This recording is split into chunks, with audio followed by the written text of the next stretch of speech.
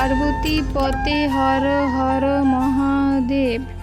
আমি স্বপ্না, আর আমি আজকে বৃহৎ শিব মহাপুরাণের ষোড়শ অধ্যায়ের কেতকী ও চম্পক পুষ্পে শিব পূজা নিষেধের 4 নম্বর পাঠ এবং 5-6 নম্বর পাঠ করতে চলেছি। তো তোমরা সকলে চলে এসো বৃহৎ শিব মহাপুরাণের মধুর বাণী শ্রবণ করতে। আজকের শ্লোকটি হলো তৎ পুষ্যমম ন বিদ্যৎ যচৈব শিব বল্লভম চম্পকম কেতকম হিতা অন্নম সর্বম শিবেহ পয়েত। শ্লোকটির এর আগের দিন আমি 3টে পাঠ অনুবাদ পাঠ করেছি, আর আজকে 4 নম্বর পাঠ থেকে পাঠ করতে চলেছি। তো 4 নম্বর পাঠটি শ্লোকটির অনুবাদ হলো, আমরা আহ্বান করিয়াও শাস্ত্রমত যাহার দর্শন নাহি পাই কখনো তো। অযথা আহ্বানে তিনি দিলেন দর্শন, ইহা বড় আশ্চর্যের বিষয় এখন। আমি মনে করি কার্যে বেকুল হইয়া সীতা এইরূপ মিথ্যা কহিল রচিয়া। স্বামীর এমন বাক্য হইয়া লজ্জিতা, তার প্রতি সবিনয়ে কহিলেন সীতা, হে রঘুনন্দন, এই শ্রাদ্ধের ব্যাপারে সাক্ষ্য রাখি ফল্গু অগ্নিধেনু কেতকীরে। তবে রামচন্দ্র কহে, ওহে সুবদনী, এই সাক্ষীগণ যদি কহে সত্যবাণী, তবে গ্রাহ্য করিব তোমার এই কথা, অন্যথায় হাস্যস্পদ হইবে সর্বথা। অতঃপর রঘুপতি ফল্গু আদিগণে জিজ্ঞাসা করেন তবে মধুর বচনে, হে ফল্গু, হে ধেনু, হে পাবক, হে কেতকী, সত্য কহ পিণ্ডদান করিল জানকী। সেই কালে মোহগ্রস্ত সাক্ষী চতুষ্টয় শ্রীরামচন্দ্রের স্থানে মিথ্যা কথা কয়। শ্রাদ্ধের ব্যাপারে মোরা কিছুই না জানি, এই সত্য কথা কহি ওহে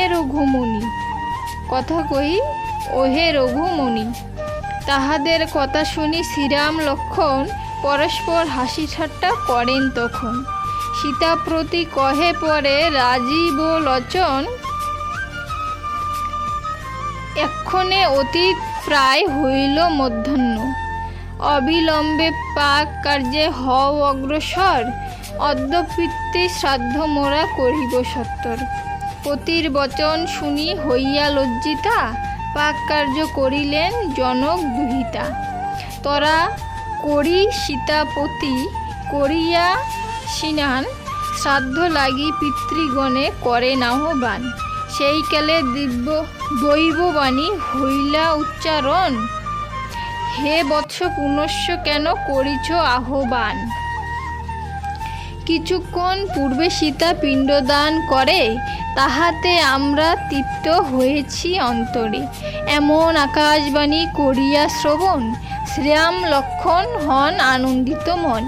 অতঃপর সীতাপতি কহে সীতা প্রতি, তুমি ধন্য কৃতপুণ্যা হইলে সম্প্রতি।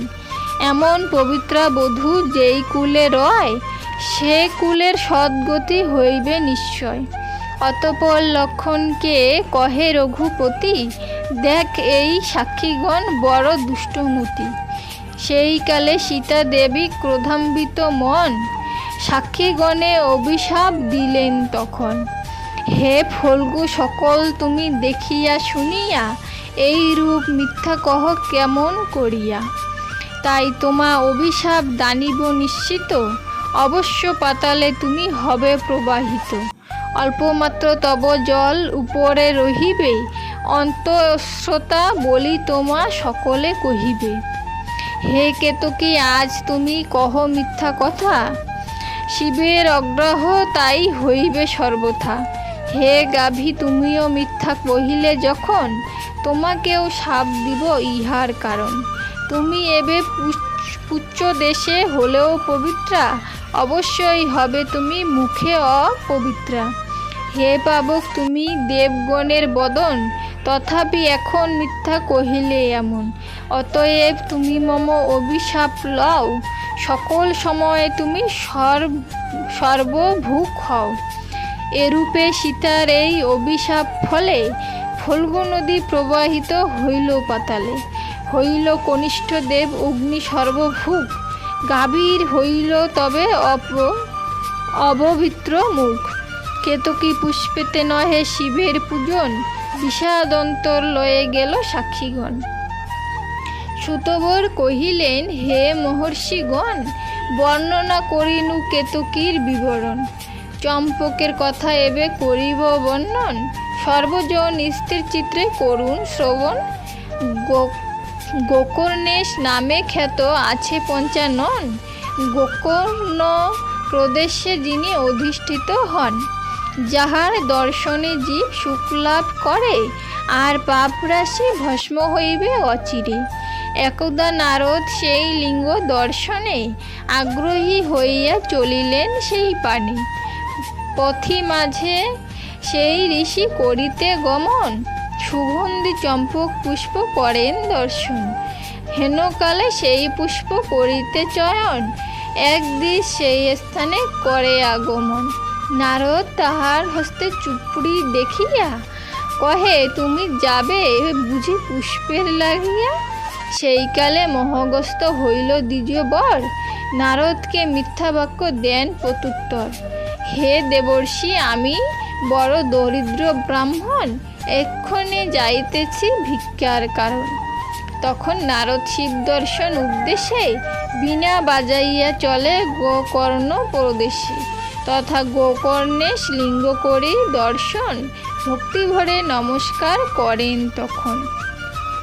অতঃপর ঋষিবর বীণা বাজাইয়া, পুনরায় ফিরিলেন সেই পথ দিয়া। হেতা দ্বিজবর পুষ্প করিয়া চয়ন, বস্ত্র দ্বারা চুপড়ি করিল আচ্ছাদন। পুনরায় দেখা হলো নারদের সনে, দেবর্ষি জিজ্ঞাসে তারে মধুর বচনে। হে ব্রাহ্মণ, কিবা ভিক্ষা করিয়া এখন, আপনার গৃহপানে করিছ গমন। পুনদিজ মিথ্যা কথা কহে ঋষি বরে, অদ্য ভিক্ষা না পাইয়া ফিরিতেছি ঘরে। আজকে বৃহৎ শিব মহাপুরাণের চতুর্থ পাঠ, পঞ্চম এবং ষষ্ঠ পাঠ এখানেই সমাপ্ত হলো।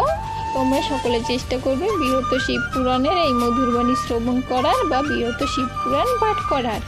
আজকে এখানেই সমাপ্ত করছি। সকলে ভালো থাকবেন। ধন্যবাদ।